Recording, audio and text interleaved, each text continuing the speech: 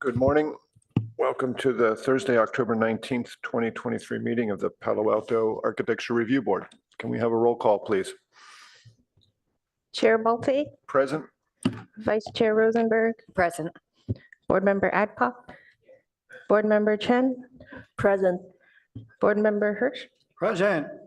We have a quorum. Thank you. Sorry, somebody was just mentioning online that they can't see the meeting. Is it recording? Okay, Yeah. okay. I just want to make sure. Are we online properly? Yep, it looks like we are now. Yeah. Thank you. Next item on our agenda is public comment. Are there any members of the public who wish to address us on any item that's not on our agenda today? I have no speaker cards or raised hands. Thank you. Next item on our agenda is additions, changes, and deletions. Staff, do we have any additions, changes? None or today. deletions? No changes. Thank you. Next item is city official reports. Staff? Yes, thank you. So hold on one second. So per your request, we did add some of the 2024 meeting dates onto the agenda. Again, if you think you guys are going to miss any meetings as we get into the holidays, just be sure to let me know. And I didn't put it on here, but I have been discussing with the chair the possibility of doing a retreat on January 11th. It would be Thursday. That would not normally be an ARB hearing. We are canceling January 4th. So I wanted to just put that out there, and maybe you guys, if you want to right now, or send me an email just to kind of get a sense of whether that date works for you guys. It would probably be a couple hours in the morning or so. Check your schedules, let me know. And if that date doesn't work, we can set out a doodle poll for some other possibilities in January, maybe.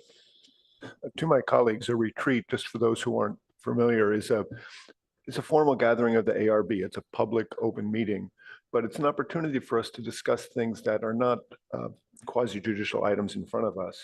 Sometimes it helps for us to coalesce around a few topics that are things we really want to discuss.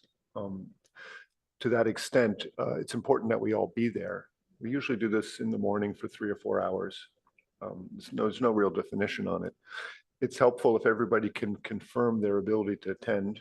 And then if we have ideas to discuss, it's helpful if you get them to me through the staff.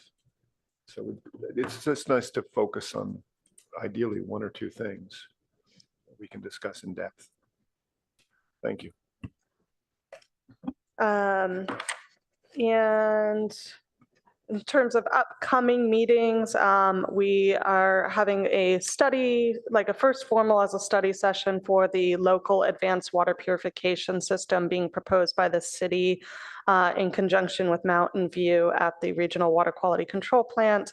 And we have another housing project, 739 Sutter. November 16th, we plan to come back with just an informational report to summarize the outreach that was done on SB 9 updates to you guys. So we just want to kind of report out on that, on those community meetings. And then we plan to have the North Ventura Coordinated Area Plan study session come back. On December 7th, we actually just got an update. They're going to push this off until next year. There was some other work they wanted to do before they come for a study session in front of the ARB. But I do anticipate that we will probably have at least one item on that day. We have a few other things that we're thinking about pending. So, and in terms of, there haven't been any new projects added, I don't believe, since last time. And I think that's all. Thank you, staff. Could you bring us up to date a little bit more on the status of the 739 Sutter Avenue project? If I remember, we had a preliminary review of that project, either a study session or a first review. Yes, there was a preliminary review in November 2021. Then they came back with a formal application in June 2022. We didn't get revised plans for that until April 2023. And so they actually are no longer subject to Senate Bill 330 requirements, but they are streamlining under the housing development and subject to the objective standards. And you said you now have plans that are being agendized for us to review. What's the status right now of that project? But no, it will be coming to you on November 2nd. Oh, okay. I'm sorry. I Yeah. didn't pick that up. Great. Yeah. Okay. Thank you very much. Mhm. Okay.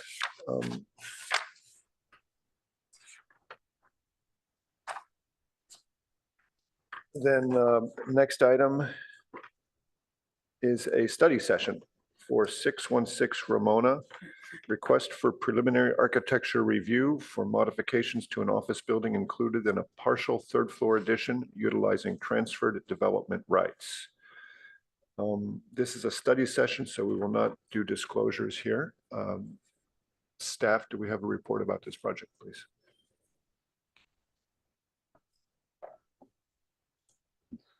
All right, thank you, board members. Claire Raybold, Senior Planner. So project before you today is a preliminary architectural review for 616 Ramona Street, which is just across from City Hall.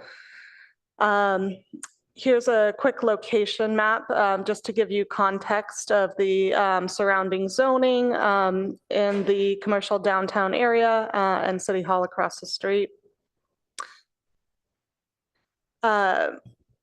The project includes modifications to an existing office building, including facade modifications and a third level addition utilizing transferred development rights. The first floor interior courtyard would be filled in. New outdoor space is added on the third level along with a partial third floor. And no additional vehicle parking is proposed in accordance with AB 2097. They do have 33 spaces paid in lieu to the downtown parking. Bicycle parking has been added to the site. There's none currently existing. Just wanted to note they are adding a trash enclosure. Currently they use the alley that's off-site, but they do plan to add a trash enclosure for the project. So we're just looking for preliminary feedback on the design, particularly the materials and the colors, the neighborhood context, how it kind of fits in with the adjacent buildings, especially the adjacent building to the left of this on the streetscape is a historic building. There are pedestrian overlay requirements, so the pedestrian experience, especially given its location, is really important. And I do want to note that there is a special setback of 6 feet. The project does have architectural projections that project into that setback. Comments, thoughts on the bicycle parking as well. So today, no formal action is requested. Following the preliminary review meeting, the applicant may choose to file a formal application. And with that, I will turn it back to you and recommend that you hear from the applicant. Thank you. Do we have any questions of staff before we move forward? Okay, then to the Yeah, I have a question. board member Chen. Thank you. So I have a question. So on the floor plan, it labeled for the ground floor, there could be office or retail use for the double height area. So will the parking requirement be different? No, in the commercial downtown, the parking requirement is the same no matter what. It's 250 Okay, square. thank you. Yeah. Question. Oh, sorry. Go ahead. Yeah, Sure. thank you. Board members. So for the renovation, it looks like the first floor is being saved as is, the second floor is being partially demoed and filled in, and then the third floor is in addition, or is that for calculation portion only in terms of like square footage, or is the building getting reconstructed? So they are doing a remodel, not a full reconstruction. So they are filling in the first floor. There's a courtyard on the Right. first floor. So they are taking floor area and filling that in. And then they are modifying and using transfer development rights to add to the third floor. So the portion of the third floor to the right, looking at the streetscape, counts as floor area. The open area, open trellis area does not count toward floor area, but obviously has, features on it. Yeah, now that I understand, but I was wondering, like, in terms of actual construction, is it getting rebuilt? No, Or it, no? it is a remodel, so they are maintaining a certain amount of the walls, but it is considered a substantial remodel. Mhm. So it still needs to comply with, current green building standards and stuff like that. Thank you. Mhm. David, your light is on. Is that, I'm sorry. Oh, okay. Why don't we hear from the applicant then, Architect Hayes? You'll have 10 minutes to speak. If you could please state and spell your name for our transcriber. Sure thing. Good morning, Chair Balte, again, right? Cycling through. Ken Hayes with Hayes Group Architects. Happy to make the presentation this morning on behalf of our client, Hamilton Investors LLC. I want to thank Planner Raybold for her help in bringing this application before you today. So the site is, interesting. There we go. As Planner Raybold explained, the site's a mid-block site measuring about 50 by 102.5. It has an existing non-conforming grandfathered office building of about 8,300 square feet. It is in the CDCP zone, and so is everything else down Ramona Street. But the other direction towards the downtown, those properties are all CDCP ground floor uses. But we're just outside of that district. The aerial here, so the site located there, we've got 240 Hamilton that is next door, 4 stories, 50 feet, mixed use building. Next to that is a potentially eligible for the California registry. That's Red Pasado at I think 630. Hamilton, about 25 feet tall, overlaps the back part of our property. And then down Ramona Street is the Category 2 historic building at 630 Ramona. City Hall Plaza is across the street, and behind us is Lane 11, which is a public alley. Existing streetscape, 616 there is on the kind of on the right-hand side, but it shows the street context. Project statement is to respond to the nature of the site and context. We'll be remodeling the existing 2-story office building, adding a partial 3rd floor with TDR and ADA bonus floor area, expanding outdoor spaces for the enjoyment of building users, and integrating mass timber CLT structural system, considering integrating mass timber CLT construction system, and then integrate sustainable systems and features to improve the building's environmental response.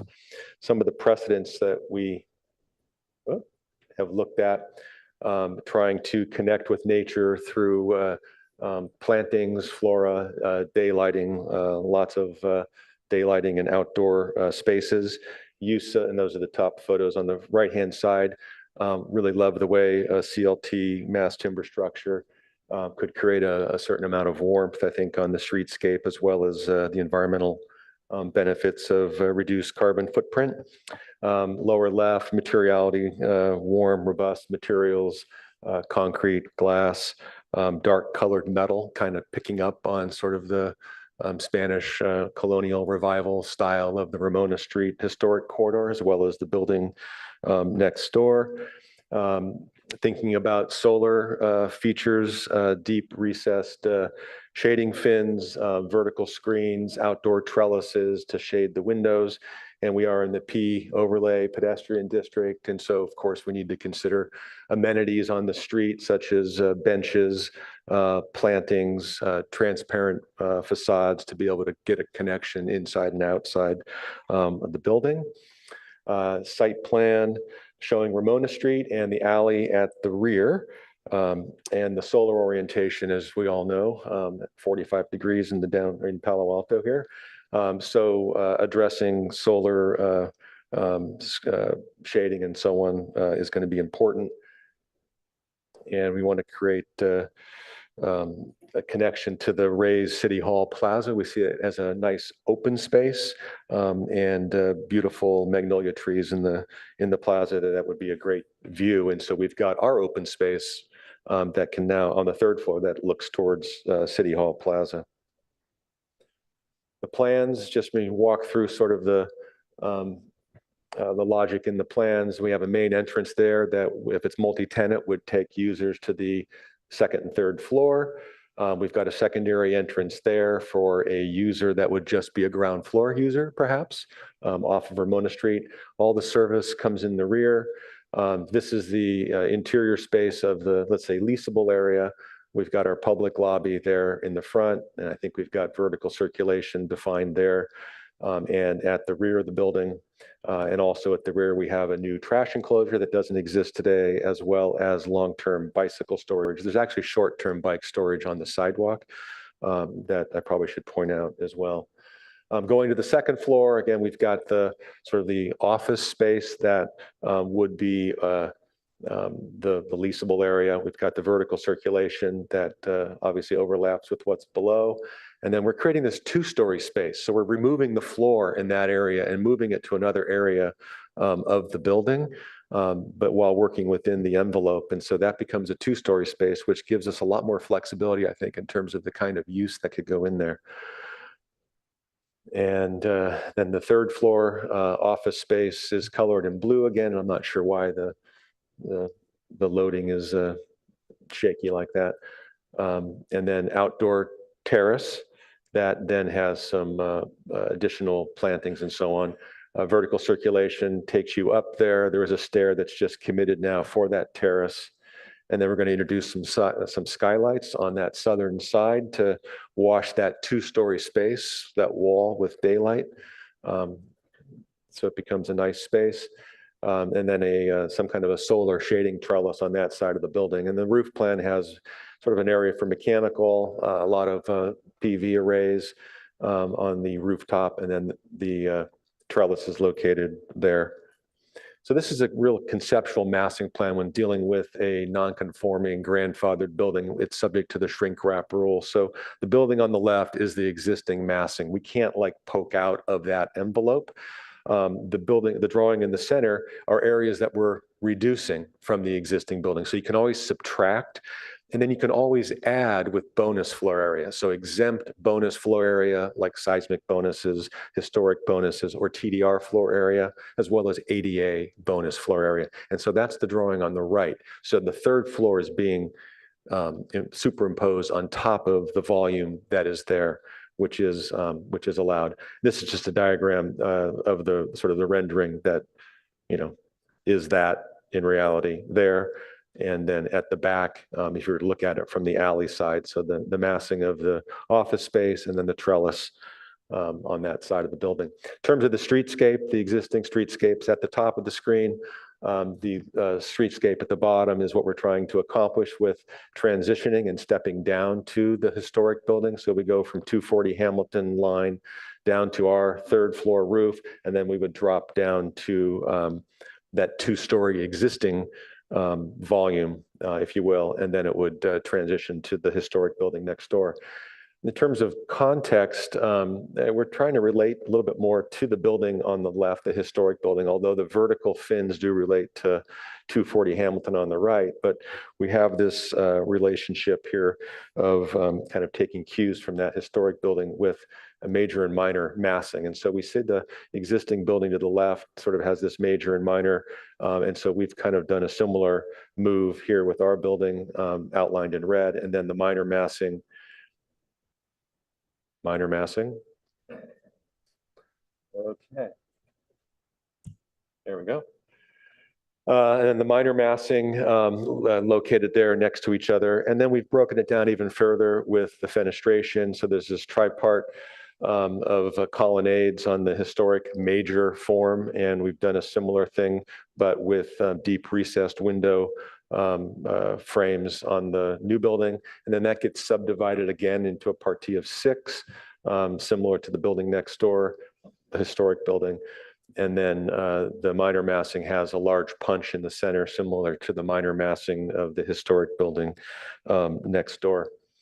And then just some 3D views and I'll be finished. And so you can get this view from the south side, from down Ramona looking towards 240 Hamilton. You can also see the relationship to the vertical fins of 240 Hamilton there as well. And then just the opposite looking the other way towards the historic building. This gives you an idea of what the rooftop trellis would be like. It's going to be open more than 50%, so it's not considered, as Planner Raybould said, as floor area, but creates wonderful outdoor space. This is the, let's say, the entrance for the elevator lobby and the stories above. We'd like to introduce some kind of a bench at that entrance, along with the landscaping on either side. And then this is the other side where we have landscaping as well as the large opening that would be frameless glass with a canopy that helps define that. But you're looking into a 2-story space, right? So it can be really exciting, I think. And then on the 3rd floor, we would have obviously lots of glass for that 3rd floor office space, but then create this serene space up on that 3rd floor. This is looking towards the alley. And so City Hall Plaza is the other direction. And so we'd like to introduce lots of amenities up there. And then this is the existing and this is the proposed. And so I think that's the last slide in my deck. So I'm happy to answer any questions that you have. Thanks. Thank you, Architect Hayes. Before we go into questions, let's quickly open this to public comment. Do we have any members of the public who wish to address us on this item? No, I have no speaker cards or raised hands. Thank you. Okay, so we'll close this to public comment. Do we have any questions of the applicant on this presentation?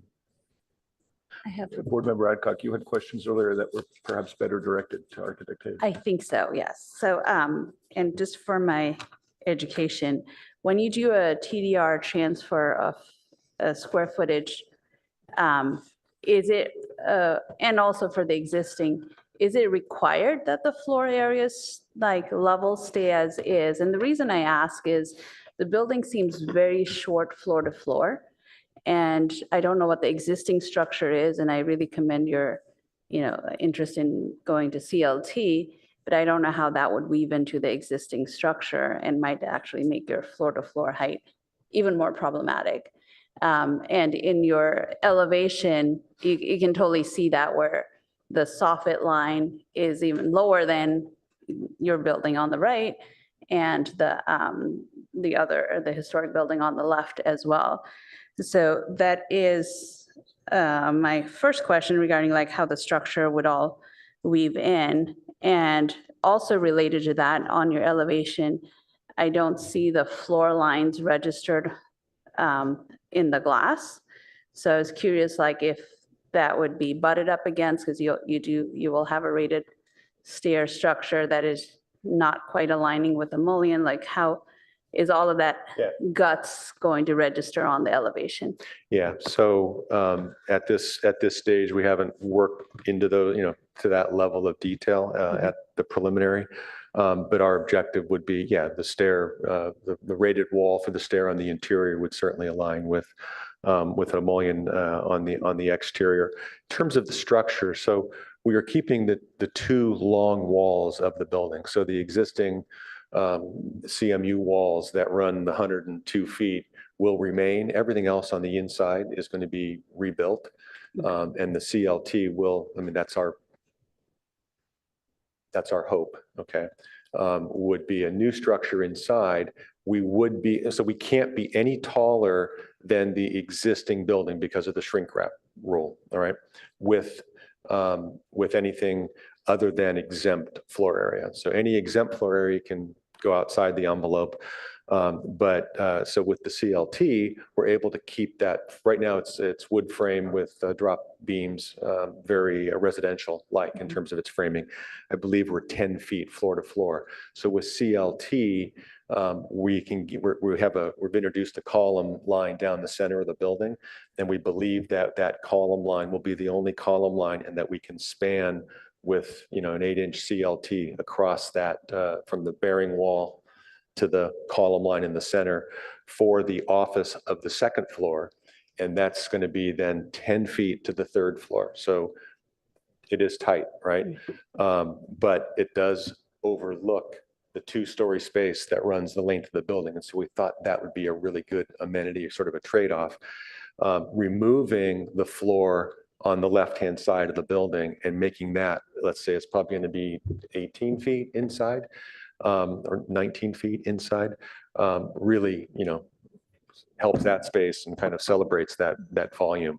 Once we get to the exempt floor area, our height is 50 feet. And so the third floor could be up to 50 feet. I think we're 40.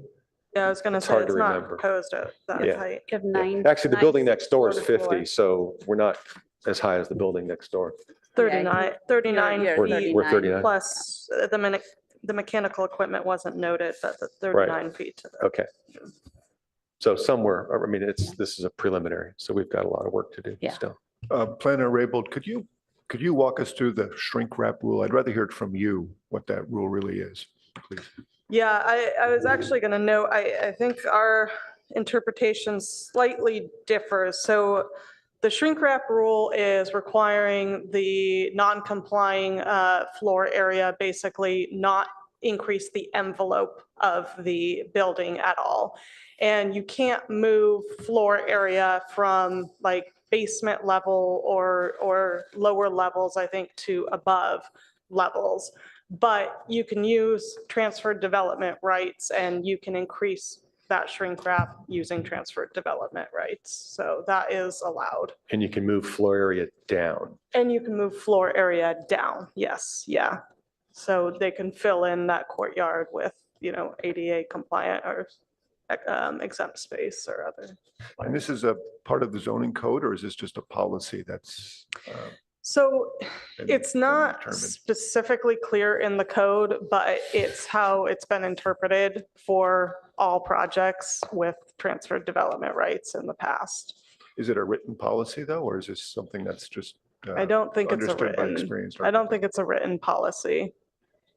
So But- like the 9'6" floor to floor, doesn't, the 9'6" floor to floor in the existing building does not have to stay 9'6"? Like you could say if the second floor is 11 feet up instead of 9'6", is that allowed? Anything that's not transferred development rights has to remain within the envelope of what's existing, is my understanding. Anywhere in that envelope. So it's sort of the exterior perimeter of the building walls and roof. You can work with the area inside that envelope, as long as you don't move floor area up. Yeah. So if the second floor was a partial second floor, I couldn't move ground floor area to that second floor. Not that you would, Right. but you can move second floor area down. And so that's how we're creating the 2-story space. Removing that floor area and infilling the courtyard and throwing away 200 square feet in that process, because there's not as much floor area to fill the courtyard that we're removing from the second floor.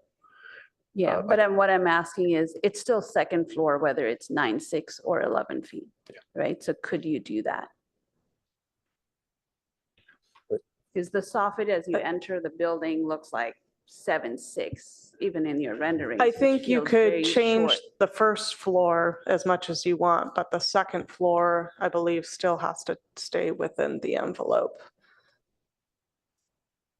I get the envelope. But that's something, yeah, we can look into further just to make sure how we've interpreted that for past projects. But It might be helpful, staff, if you could bring us through the earlier presentation on this project by the same architect to City Council, which did exceed the shrink wrap rule. And what was the City Council's reaction to that? Do you have any recollection of that?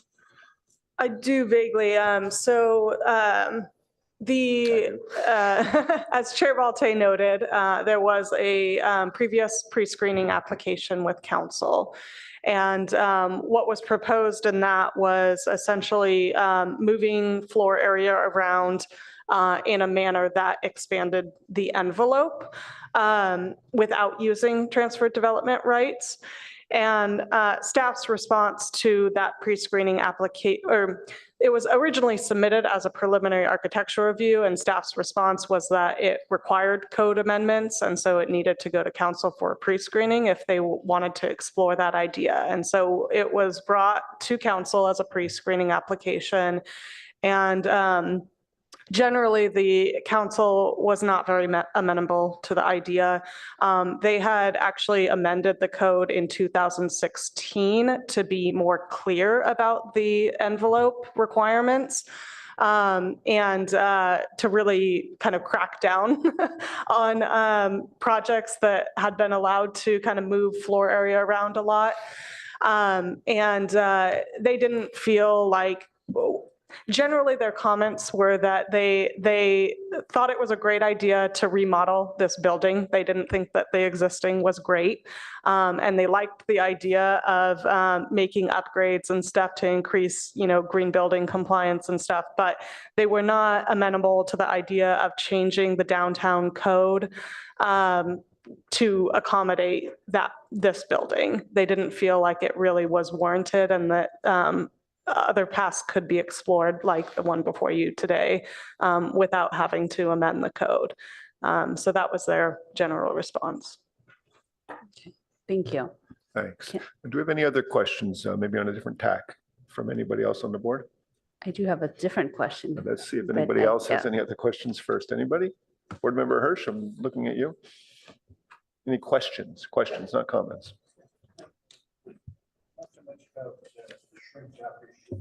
Lights, turn on your light, please, your microphone. There's a comment made that this stair line doesn't, or this landing line doesn't line up with, but the stair is actually held back, is it not, from the face of the building? The front stair? The stair would be, well, you can see the stair, obviously has a landing that is mid second to third floor.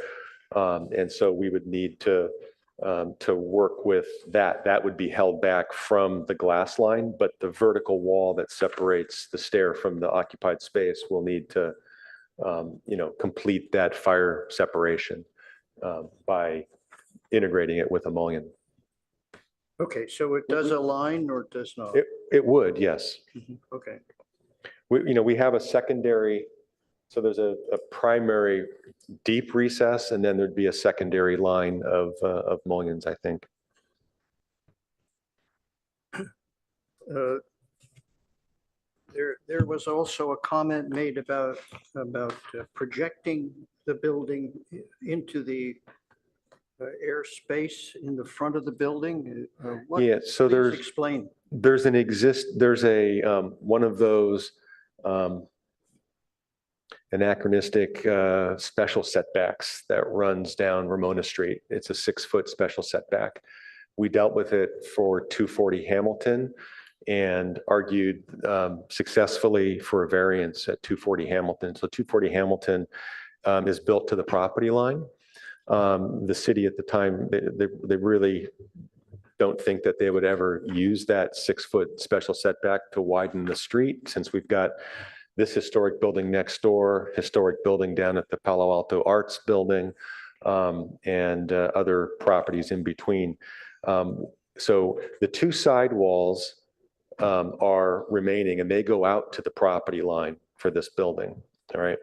Then what we're infilling is The existing facade, that travertine facade is 4 feet back. So it's 2 feet into that special setback. The majority of our building, I believe, is aligning with that facade, although we're getting rid of the eyebrow above that aligns with the property line. So essentially that building has 0 setback if you were to, measure like we would be asked to measure a building that has 0 setback. The majority of our facade, like I said, is at the 4-foot portion. And I believe the new addition has projections out 2 feet beyond that 4 feet. But the floor area where the glass line is probably at that 4-foot plane. Does that make sense? And so Planner Raybold and I are going to do some research to see what kinds of projections are permitted into a special setback, or we will find out what is unique about our property and pursue a variance for any kind of encroachment into that 6 feet. Besides the projection of the framework around the kind of stairway well, the window line to the left of it as you face the building is at the most outside face of the steel line or the inside? Where does that detail? All it might be easier to see there. So you can see right. Yeah. So the glass, the glass, I believe, is coplanar with the glass left and right and with the existing travertine facade. The deep recess metal panel cladding of the building is what we're calling the projection. Yes. Okay. And so that projects beyond that existing travertine. Mhm. The existing travertine. I'm sorry. The existing travertine. Sorry, I thought I confused myself. Okay. Point out where the travertine is there. So that's 4 feet back from the property line. Uh-huh. All of this. Okay. So what comes forward of it is strictly this kind of metal framework of the window. Correct. And then Board Member Hurst, is also a canopy here that projects above this entrance, Oh, yeah. Mhm. right? Right. And that projects out how far? I believe that projects out to the property line, 4 feet. Okay. But that in effect, it's a canopy. Correct. Yeah. I mean, it's a standard canopy. Yeah. Usually project. They all, yeah, right, distance. exactly. How do you, how do you describe the steel frame and the idea that the aesthetic of the front of the right-hand side of the building? So, we're trying to do something that has, it creates a lot of texture and depth for, the benefit of solar shading. I mean, we've got an early morning sun issue, maybe up until 10 or 10:30, 11 o'clock. That does face northeast.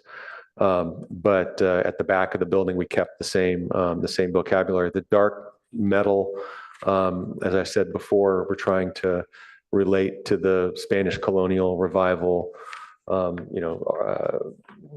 dark metal that you would see with wrought iron, but we're not going that, that dark. And so it's really about texture, interest, and shading.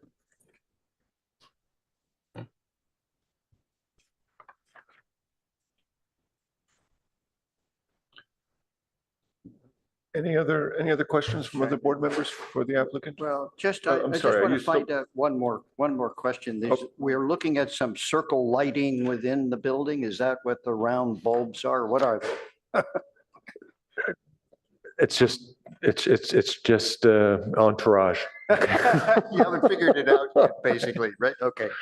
Okay, It that's wasn't fine. worth the time when I saw it to ask somebody to change it. Okay, it's one of those. Okay, thank you. Yeah, thank you. Board Member Hirsch, can we, Yeah, we can move on. Board Member Rosenberg, go ahead. Morning. All right, I've got a couple quick questions. Number one is in regards to drawing A 3.2. And it's showing sort of this, you can see the first floor, the second floor, and then this sort of interstitial space on that third floor. Is that going to be a mezzanine area, or is that simply a roof over the Toilet rooms. stairwell and toilet? Yeah. And Yeah, that's it? because we want to see the whole space above. Perfect. Yeah. But there's not going to be any access up there, nothing usable? No, Somebody's going to can't have to be. dust it at some point? They'd call it floor area. Yeah, right. Okay, so is that being counted as floor area? No, Okay. no, And there's, again, no access? no access, correct. Okay. And actually going back to one of the other renderings in your presentation, where we can sort of see that terraced view, if you don't mind trying to find that one for me. It shows the side railing, that one right there. Can you point out where the skylights would be in this rendering? The skylights will be in this landscape edge. In the bushes? Yeah, in the bushes. Okay. Yeah. I love the idea of the skylight going down. I'm curious what your thoughts are in relationship to how much planting is appropriate next to and or over those skylights. What's the goal? Yeah, so it depends, I think, if we want, if we want the skylights to feel like they've, like you've got some movement, right, to the light from outside. Again, the plant material there is a placeholder. We do want the light to come down into the space. If they're translucent and we had, plant material, probably wouldn't be as interesting as if we had clear skylights that you could see up and through. But again, it's an idea that we'd like to promote. We need to, it's only been our team so far. So the next step after this is to take your comments and then get the rest of our design team on board and get their recommendations for that sort of thing. So in a way, it's eyewash right now. And based on this rendering, it looks like those skylights are sort of lifted above the floor plane. Is that correct? Yes, yeah. So the whole, the planter is all going to need to be raised planter. Yeah. So yeah. Okay. Excellent. Thank you very much. A couple small questions. I noticed also that you have 2 bicycle parking spaces in the rear, and that's it. There's only 2 and they're in the rear. And those are long-term bike parking? Those are long-term. Yeah. Okay. The short-term's in front. And can you point out where the short-term parking is in front? So is it not shown on the, let's see. It's shown on. A10. A 1.0? Yeah, and transportation has asked that we move it so that it's in front of the entrance, so that there's more width to the sidewalk. Okay. Is there any requirement for the number of bicycle parking spaces? Yeah. Okay. Yeah, And you guys are meeting those minimums? Yeah. I do have it in the attachments, so let me double check. It's on A1, 0.7. Bicycle parking, 2 long-term and 2 short-term is what's required. Beautiful. Thank you. And then the access for those rear 2, would that be considered to be going down the alleyways? Down the alleyway? Yeah. Yeah. Okay. Not through the building? I suppose you could take it through the building, right? We have a ramp at the back. The alley is higher than the street. And so there's a ramp that you could go up to put your bike in there. An interior door probably doesn't make a whole lot of sense, just because we don't know who the tenants are going to be. And if it's a separate tenant on the ground floor, then only they get to use the bike storage. Right. Okay. And then final question is just, actually 2 questions. So it looks like there's a railing to the left of this terrace as well. And how tall do you anticipate that railing being? Because in this rendering, it looks almost like that railing is coming up to the height of the mid spandrel. Yeah, so we don't want to look at the roof next door. So you're going to shield all of that? Yeah. Great. And then last question is, how many people do you anticipate using this building? Good question. Okay, I'm not fair enough. prepared. I'm not prepared to answer that. Not trying to give you a pop quiz, just Sorry. want to see if that was a consideration. Yeah. Just a quick note, were you asking about the rear that's shown right here? It's, looks like it's going across the rear and along the whole side. Correct. Let's see Okay. if I can. Yeah, mark so it this does up. run down that whole left-hand side.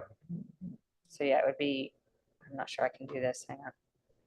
Okay. Sometimes I can mark it up, but yes, that whole left side behind the bushes and then across the back as well.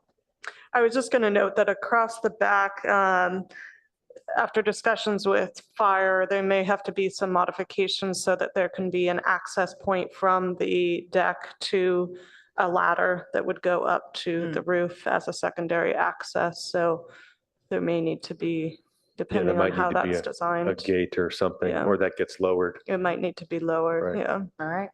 But we do have, the roof at the back of the building is the elevation of the existing building. Mhm. And so it's, it's probably this high above the terrace level.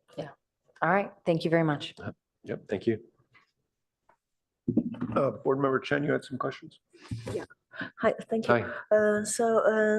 May I ask who can access to the roof terrace? Is it open to public or is just the tenant in this building? Yeah, the intention is for it to be used by the tenant of the building. So if it's a single building user, there'd be one tenant using it.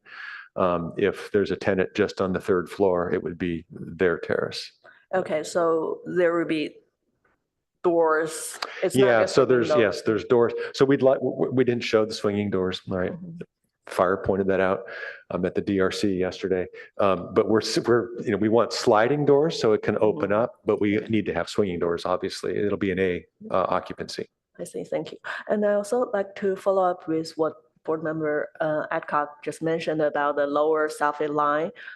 So could you please explain the design intent of that? Why it is lower compared to the adjacent buildings? So let me go to the drawing. So what is everyone talking about? When you see the first floor, it seems like you're on purpose lower, yeah, this line here. We're relating to the top of the window opening of the historic building next door. Okay, So I think this is 10 feet. 240 Hamilton, I believe, is 10 feet. I think that scale's too big as this transitions down Ramona Street.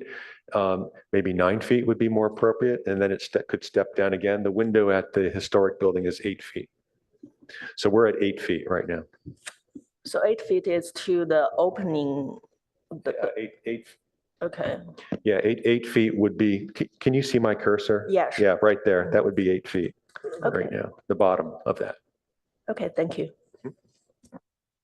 Board Member Adcock, you had additional questions. Yes, thank you, Chair Walton. Board Member Rosenberg already asked my question about the mezzanine, so thank you for that. But follow up on that, like, I think it was mentioned earlier as well, as far as roof access. So from the first stair that's facing on the edge, would there be access to the roof as well? Because you have PVs and all kinds So of. that, yeah, maintenance. that stair will have a ladder that goes through a hatch to the roof. Yeah. It's a 20-foot tall ladder. Yeah, whatever it needs to be to get up there, right? Okay. And one minor question / comment in terms of your mechanical screen enclosure, it is not capturing the elevator. Is that intentional? Because I assume you will have at least some vents, if nothing else, an elevator vent that will be outboard of your screen area. I'm not so Yeah, I'm not so, I mean, the elevator does not need to extend through the roof, right? Because we've got, Correct. our height is higher than the hoist beam. Right. At that point. But you would and so still we need might some have- sort of vent on the elevator which would shaft. be in the roof plane itself, right? So, yeah, if the screen, so we don't have information on the mechanical system yet and what kind of, we're going to have fans and VRFs, condensers up there. That's going to have to be adjusted to work with that. The screen. But the objective would be to hide as much as we can. We're also not showing the solar panels in this 3D, but we'd have PV panels up there as Yeah, well. it's on your plans though. Yeah. One last material question on the screen around the terrace, that's roughly a floor high. That plus the trellis, is that intended to be wood, metal? Right now, we're thinking metal. Thank you. Sure, go ahead. Yeah, it sort of raises the question with the low ceiling line on the first floor and the mechanical issue, and you haven't really studied it yet. So can you describe what your thoughts are about keeping the floor height? It's such a restricted floor height. Yeah, so we've got some core on that second floor where we have janitor's closet, toilet rooms, and so on, where if we needed to locate fan coils, we could do fan coils up there that could supply to that space. The two-story space, I would imagine we would have just exposed duct distribution, I would think, and then we don't really have an issue once we get to the third floor. But I imagine that we'll be looking at a VRF system. So we're not running big ducts around. We're running just condenser refrigerant and then locating fan coils above concealed areas where we can do that.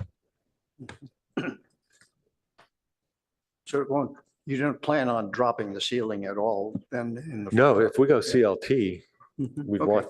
just want to celebrate it, I think. Yeah. Okay. Yeah. Can you describe a little bit more on this framework? The fins are they're metal, there's steel. Yeah, so it's either going to be an ACM product, so aluminum composite, metal, or aluminum plate, I would think.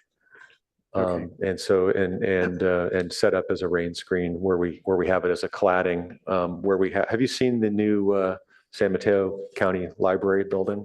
I'm sorry, San Mateo County building in Redwood City? No. So it's not that was the inspiration. It actually wasn't, but it's got a metal ACM cladding on the outside that you might want to go look at. Again, deep recesses, rain screen. And the background material from that area is going to be the same color or the same kind of material at the top of the building? Yeah, so what we wanted to do was, if you look at the tile roofs, how that sort of the dark sienna terracotta, and it has the browns in it. And so we'd like to, we don't want this to be shiny, right? We want it to feel warm, friendly, not necessarily slick, but something that is a nice transition from the shiny building on the corner to the more historic building next door. Okay. Yeah. Thanks.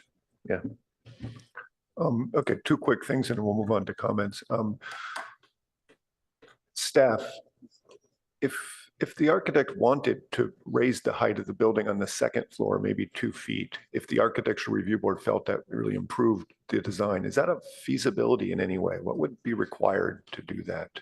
Could they ask for a variance to exceed that existing envelope by a small amount? I think that's something I'm going to have to explore further. I haven't worked on a lot of transfer development right projects where they were doing this. So I think I need to explore what we've allowed for other projects and revisit the code and make sure.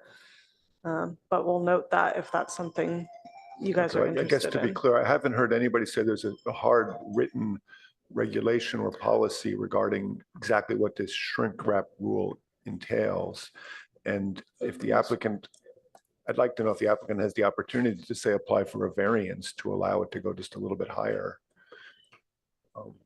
So I'm just sort of trying to open that gate. I think that the architecture review board several members have raised concern about the heights, which are obviously driven by this issue. So I wanted to know your response to that. Oh, 1 second. Ken. Is your height focused more on the right side where they're going to have the TDRs above? I'm asking because it could make a difference if, you're using it to expand, because the left side where they have the courtyard above is already a 2-level open space, right? So I'm curious, I think staff really has to explore, but it could make a difference if they were using the TDRs to expand the level above already. So changing the floor heights doesn't necessarily change the building at all. That might be explored without the need for a variance, so.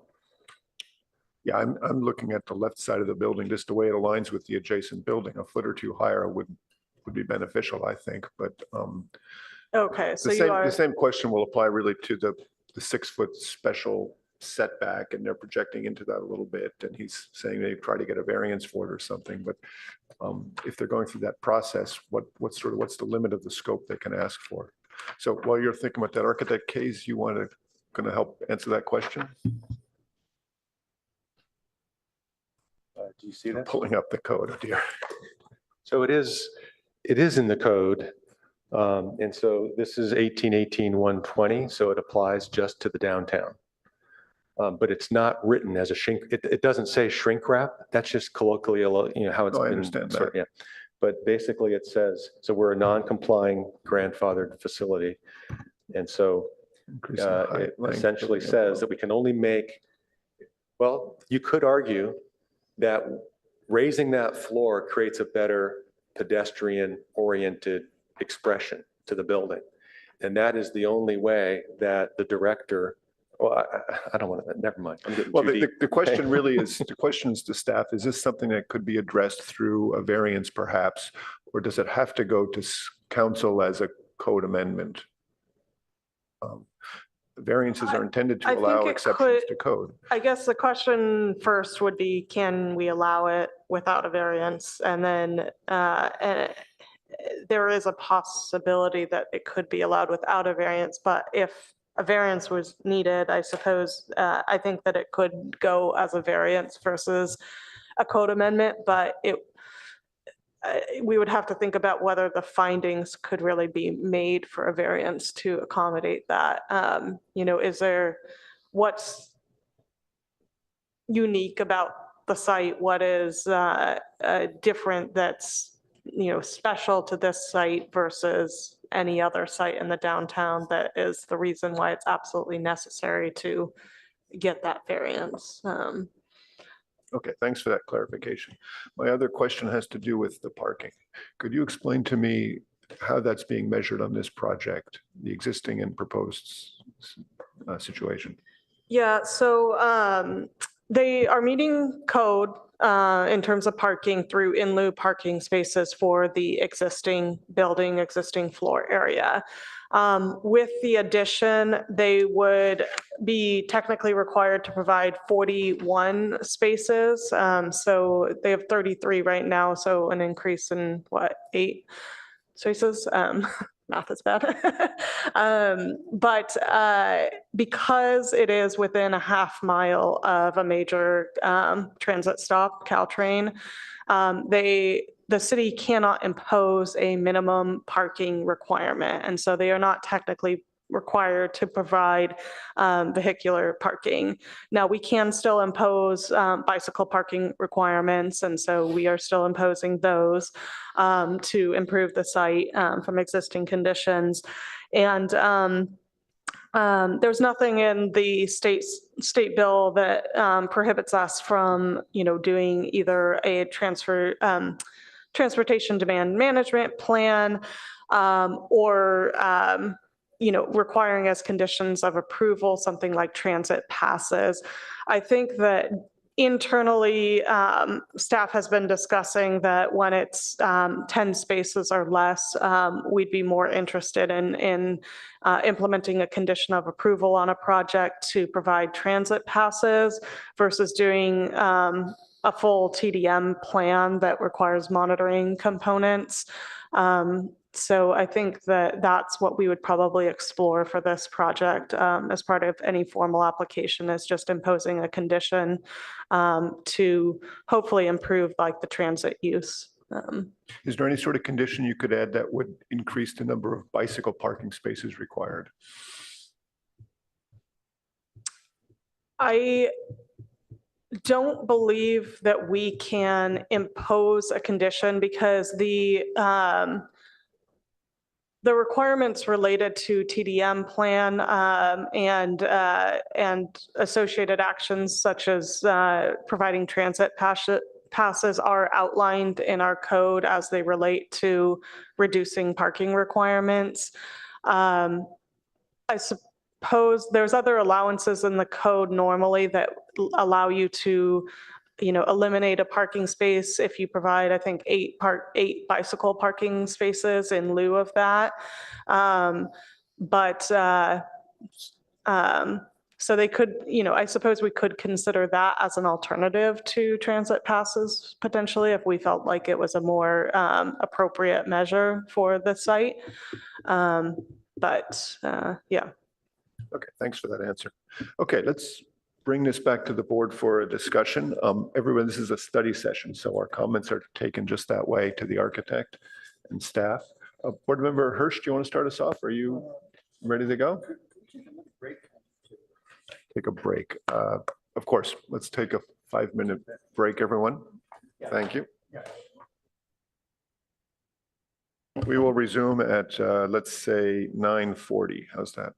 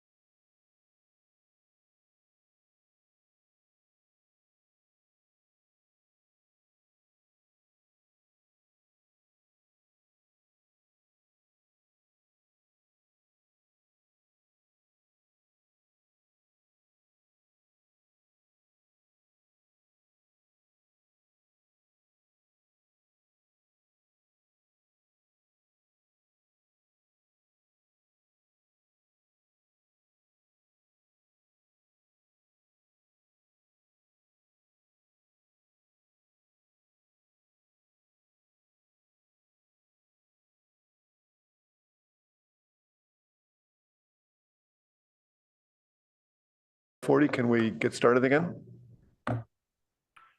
So we were going to start off with comments from Board Member Hirsch. Go ahead, David, please. All right, so I've learned my lesson. I talk right into the speaker. This thing.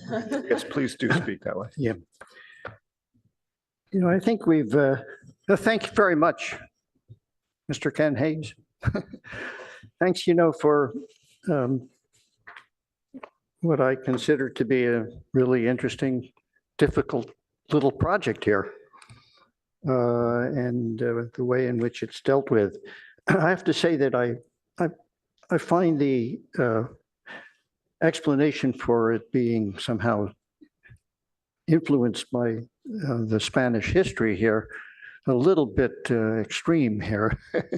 It's a real modern building, and the color doesn't kind of make that distinction, especially when the Spanish buildings have the kind of insert element that you're talking about, that darker wood element to it relative to the stucco wall, in which we really don't have that kind of a building here.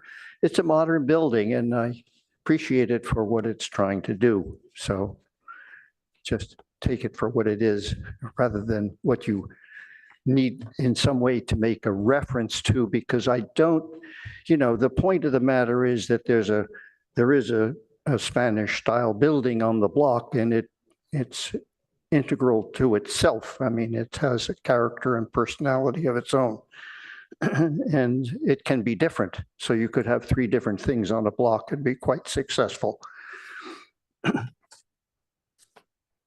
I think that the discussion has led to a lot of concern about the first floor. And I'm not sure that you show it to us in a scale in which we can really appreciate it. And maybe if you did, we might have a problem with it in the fact that it's quite a low line relative to the to the floor line of the adjacent Spanish building, really, which is expressed. So I don't know whether aligning with the top of the window is better than top of the neighboring window is as appropriate as aligning with the floor line or whatever it is in the adjacent building that establishes that line. So it seems to me you're going to you're making sort of problems for yourself mechanically, kind of with the first floor. I'm sorry. I can't hear you. But I may Please have sit down. misrepresented something. We'll come back to you, I promise. Yeah, we'll come back. You could answer the question. Let's keep our comments as comments, please. Sure. That is a comment that I'm making, is that I believe that you should be, I believe that at the very least, you need to show us at a larger scale exactly how that relationship is developed there on the ceiling of the first floor. And it's very hard with the drawings at the scale that they're at for us to understand that. And I think Chair Bolte has made a good point about it being something that should be allowed, maybe, the opportunity to make a change in that first floor height. That's probably the more significant item in this discussion that we've had so far, in my opinion, anyhow. I mean, I find that the aesthetics otherwise are quite nice. The proportions actually, then, if they are sort of the way they remain close to the way they are, of the grill and the top of the building, et cetera, work pretty well. You have a lot of examples to show for it elsewhere. Some of them I think are also quite interesting, but that it is in a way isn't pushing so hard that it sort of is too much of a standout, but it's enough of a modern look to it, in my opinion, that it's going to sit nicely and not compete with its neighbor, particularly the Spanish style. And it frankly does a little better job than the building on the right, which is a very, I know. I feel you could have done differently on that one. It's my feeling is that I've seen Ken Hayes buildings that are better in this city, but let's leave that one aside. It's there. I actually like this building better. And so that's my major concern. I think that the deck is going to be quite a wonderful thing upstairs. And in some sense, the first floor is kind of interesting in that it is so low, but with the exception of what I'm saying is I think it would be as interesting if it were a little bit higher, because you are comparing the low height entry to the large space that you're going to come to. And it does seem that it is likely that that whole thing is going to be one tenant for that floor. So it'll be operating in that manner that it'll be the experience of it from the low scale to the high scale will be a part of that floor when it's done. But I think you need some more study of the height of that. And you also need that study relative to the neighboring Spanish building and the top of and the expression that's in that building, that a floor height.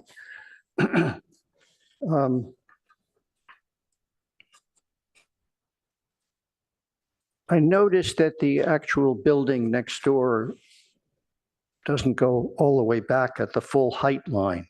So relative to, when you're looking up from the second floor kind of center space, you see a big gap in the building next door.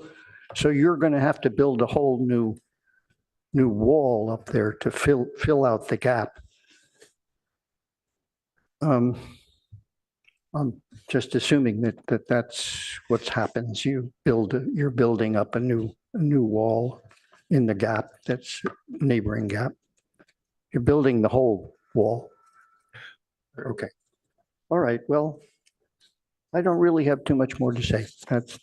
Thank you, Board Member Hirsch. Okay, so we're going to continue with Board Member Rosenberg. Before that, to clarify the question so everybody's happy.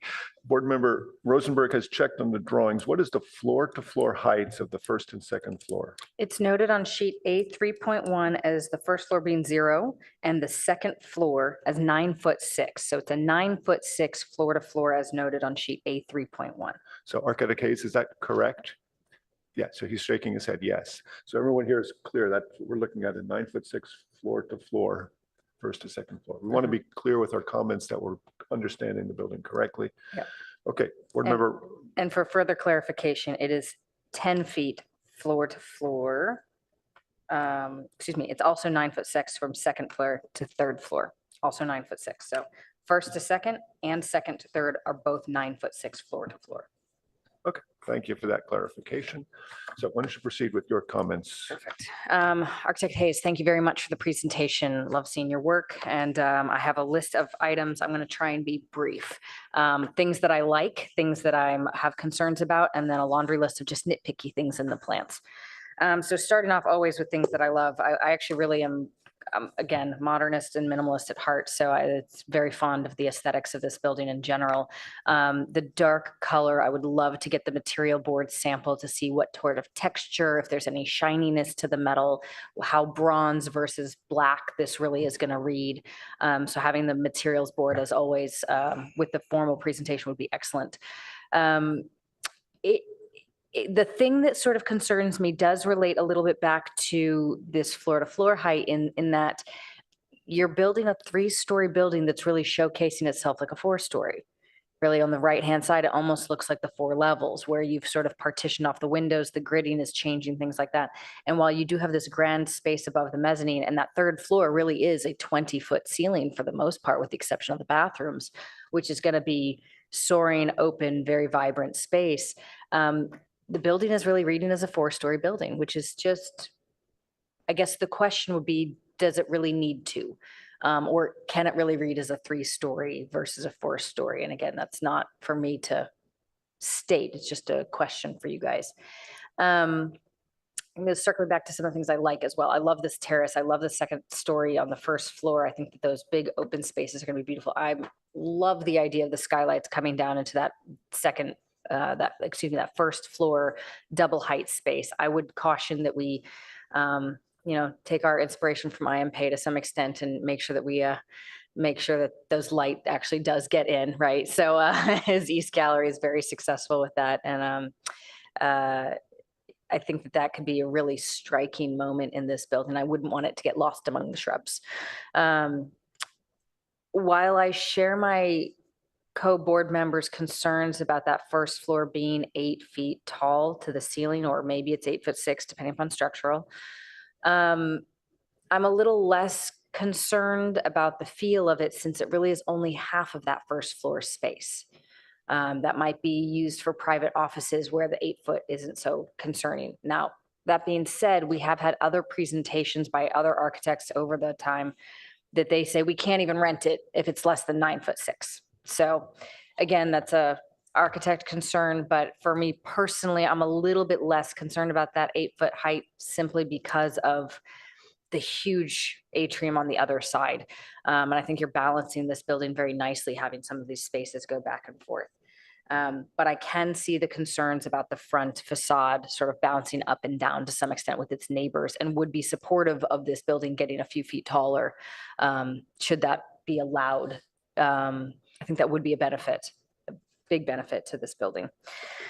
All right, let's get to the laundry list items.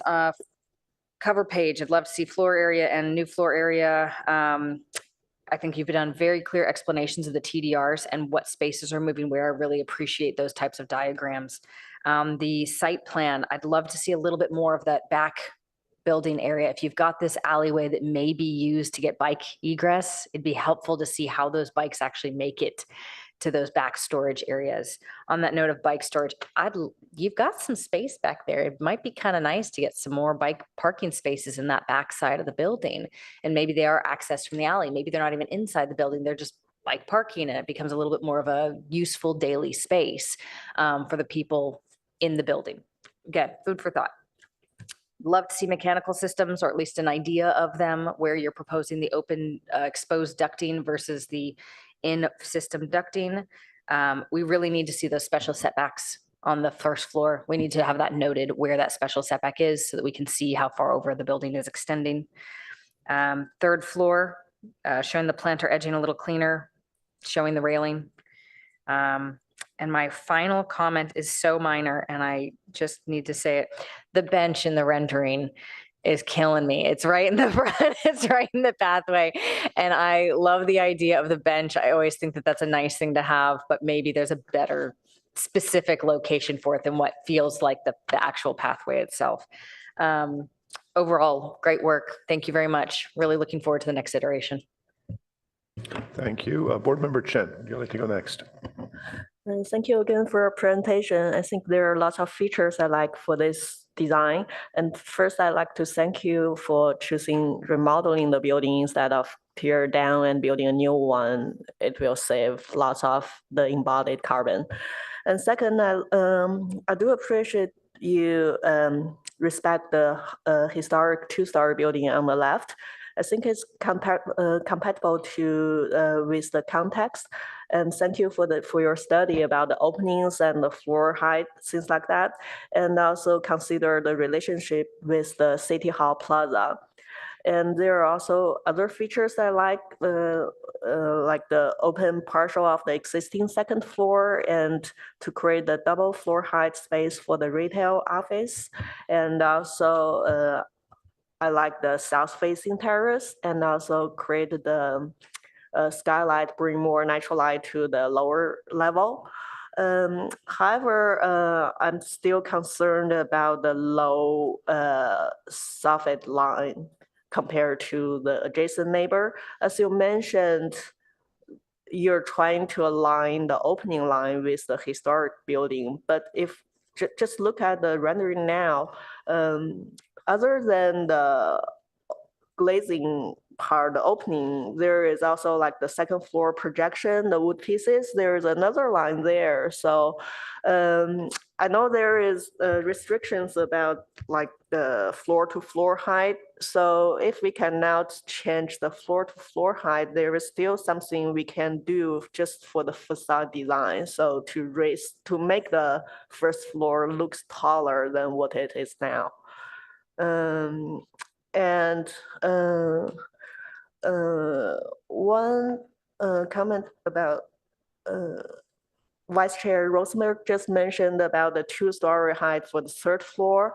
At first, I was also, the first impression is, yeah, the third floor looks tall, and is it necessary? I also asked the same question. But when I look at the elevations and the spaces you created, I think to some extent it's reasonable because it balanced the ground floor two-story retail, and also it has the good height for the roof terrace. So you can bring out the outdoor height continue to the inside. So I think to some extent it makes sense to have like 18-foot or 20-foot tall for the third floor. But I think you do need to work out for the ribs, the fins, and make it work for your stairs and the floor lines. That's all my comments. Thank you. Thank you. Board Member Adcock. Thank you, Chair Balta, and thank you, Architect Hayes, for the presentation and bringing this interesting project to us. I do have a few comments, and we're kind of circling around the same topic, but when I look at your section on A 3.2, you are stepping down the structure anyway, as you would need to for the terrace outside for pavers and all that good stuff.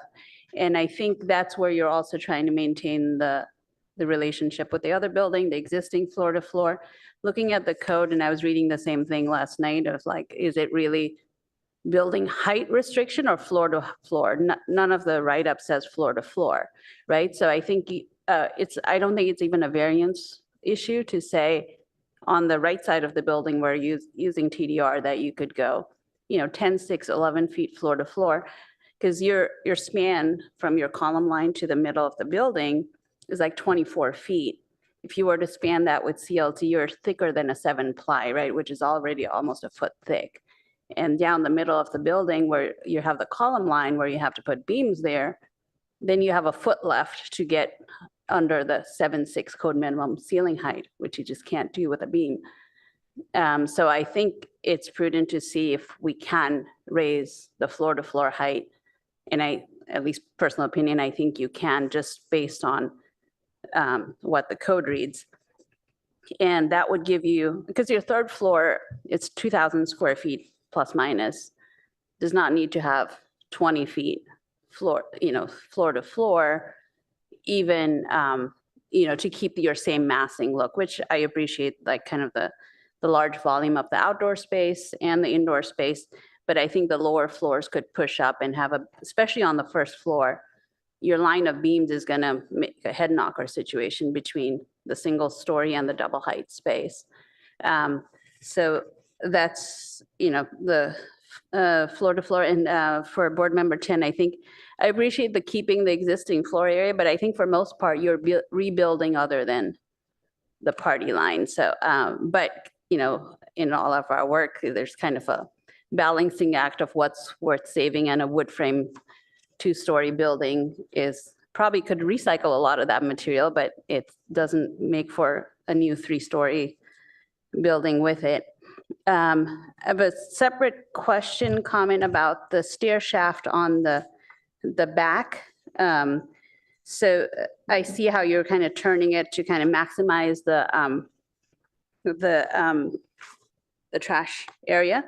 But given that, you're going 3-story, you have a rated shaft situation, I think keeping the stairs simple will help with, especially with, I'm working on CLT project and trying to get a rating on it for a stair shaft which, snowballs into supporting structure, needs to be rated.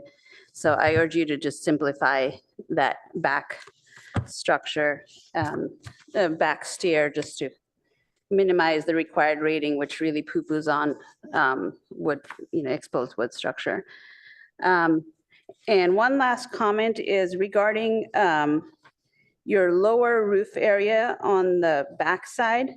You're not showing any mechanical there, but I think you will end up needing some mechanical there to serve the first floor and the double height, which will help minimize your duct runs and all that stuff. So I think embracing that and addressing it early will help your project. That's all. Thank you. Thank you, Board Member Adcock. Thank you, colleagues. Excellent comments, which I agree with everyone. This is an excellent building. I can easily support this and make the findings that are necessary. To that extent, though, I'm going to address, I don't know who's staff or the applicant, if there's a way to make it a little bit taller on the ground floor, you'd really help the building. If we're trying to claim this as retail space, which is what we want to encourage, 9'6" floor to floor minus the structure and maybe mechanical stuff isn't going to cut it. We all know that.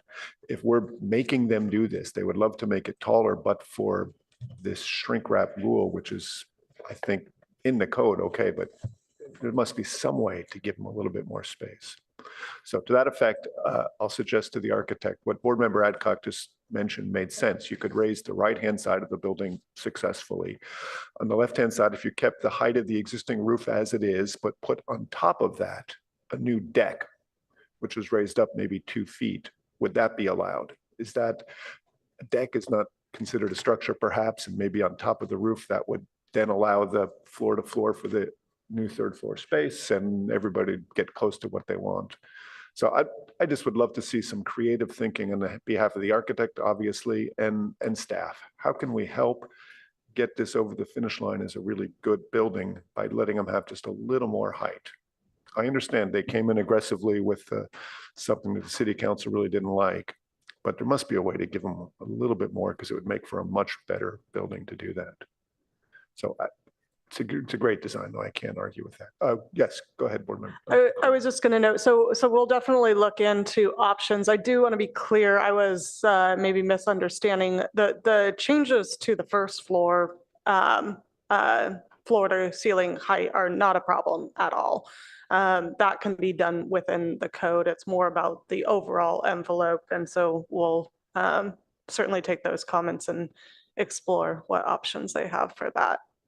But yeah. Okay, so I'd like to see if any board members want to add to it, and I'd like to have the architect also just respond to see if they understood what we said. So does anybody else have anything to follow up on?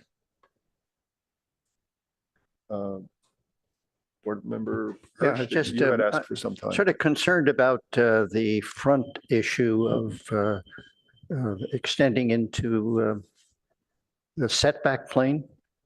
If I have this correct. There's sort of, some of that is a sort of what you might call a decorative element, which in a residential building, you can do those kind of things. But in a commercial building, I guess there's more limitations that way in the code.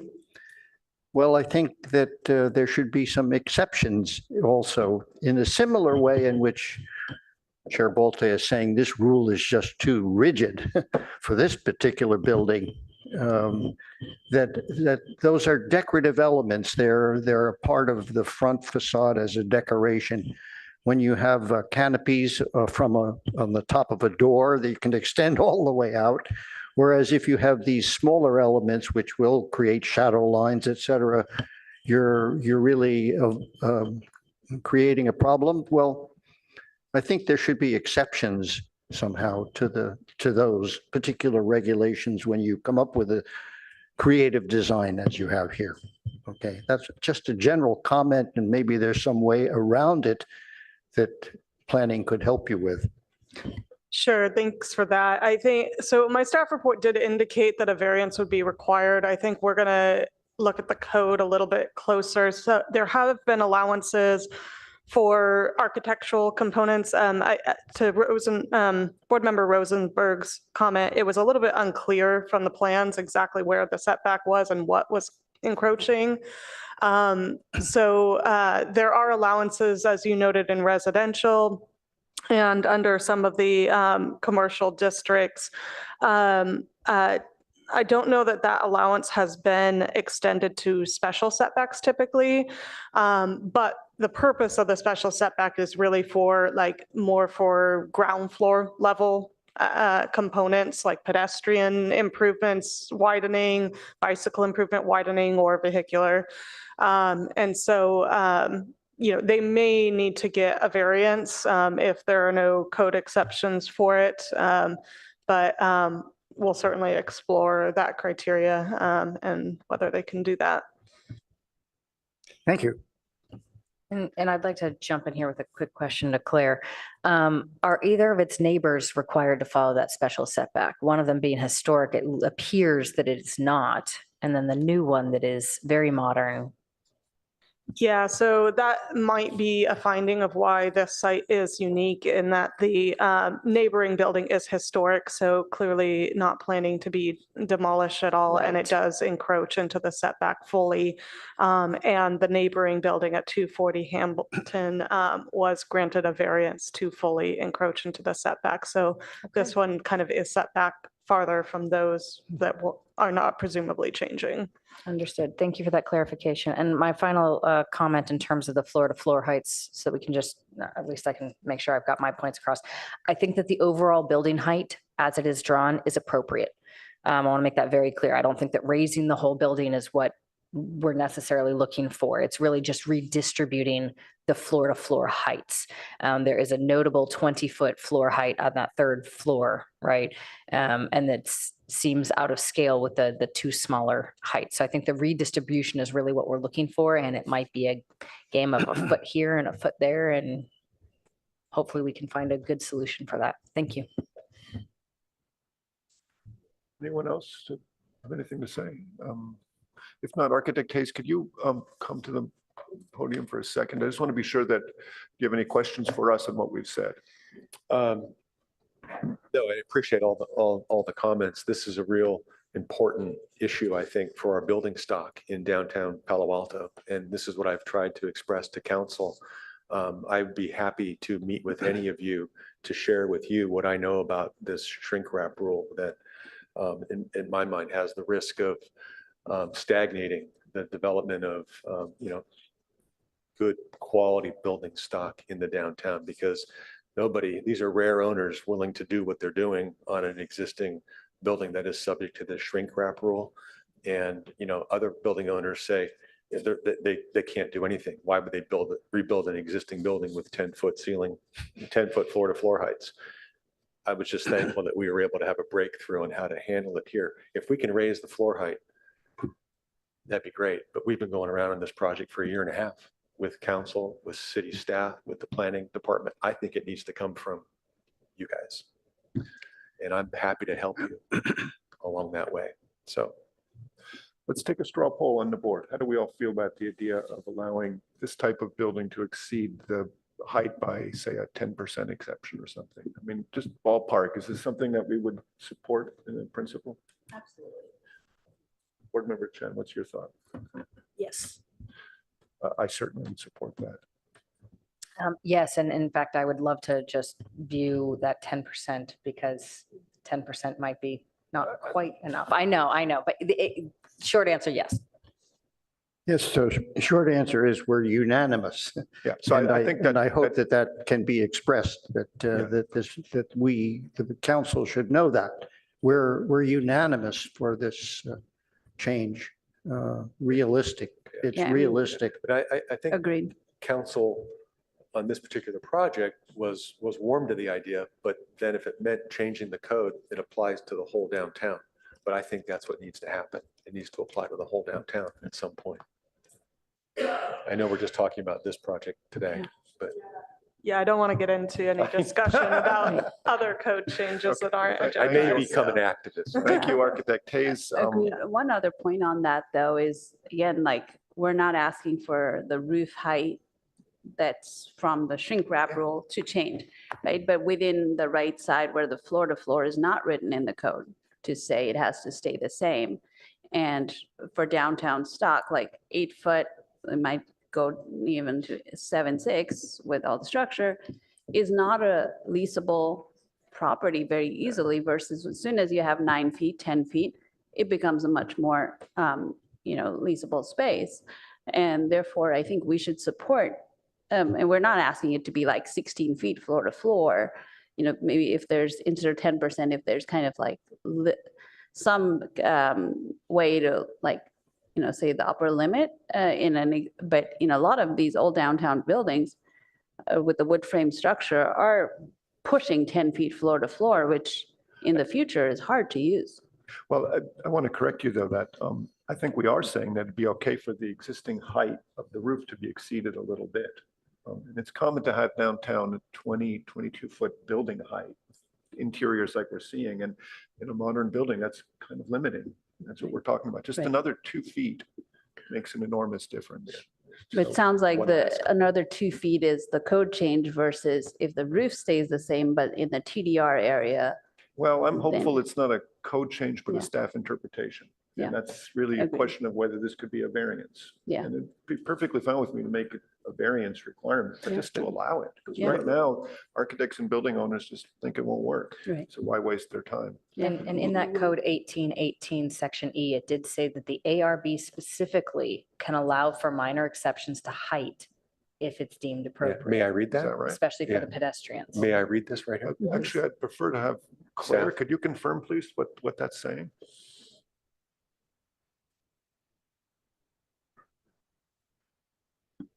It does say the director may approve minor changes to the building's footprint, height, length, and the building envelope through architectural review of minor aesthetic architectural improvements and to improve pedestrian oriented We got it, man. orientation, provided there is no increase to the degree of any non-complying feature. So that is the one kind of But the caveat. height is Or the not, height is not a non-compliant feature. we're You're not right, you're non-compliant on right. height. Except as non- provided for rooftop access and amenities in section 1818. So that gives you, And that section is basically just allowing you to have, you can always, it allows rooftop amenities basically to exceed, like there was a new Yeah, code sure. language that was added. Well, thank you, Board Member Rosenberg, for pointing that out. Why then are we having so much trouble with this, Claire? I mean, it seems to me that there's a big doors wide open for us to approve this kind of thing. so that's why we're here for preliminary. Sounds like Yeah. we would have, Okay. I'm the not saying we are Let's- having trouble. It's just something we haven't really evaluated closely, so. Right. This is great. Thank you Okay, very much. for So your I think comments. we've covered this. Your fingers on the button again. Good. We're trying to close really quick on this. So let's finish this hearing on this topic right now. We're done with the study session. Thank you, Architect Hayes. Next item, please, is approval of minutes. Do we have any comments or a motion, please? I need a motion to, I move to approve the minutes as written. thank you. Do we have a second? Second. Motion moved and seconded. Can we have a roll call vote, please? Board Member Adcock? Board Member Chen? Yes. Board Member Hirsch? Yes, Vice Chair Rosenberg? Yes. Chair Balte? Yes. Motion carries 401. Okay, thank you very much. Next item on our agenda is board member questions, comments, and announcements. Do we have any members of the board who have any questions, comments, or announcements? No? Great. Then with that, we are adjourned. We will pick up again at 10:25 with our ad hoc meeting.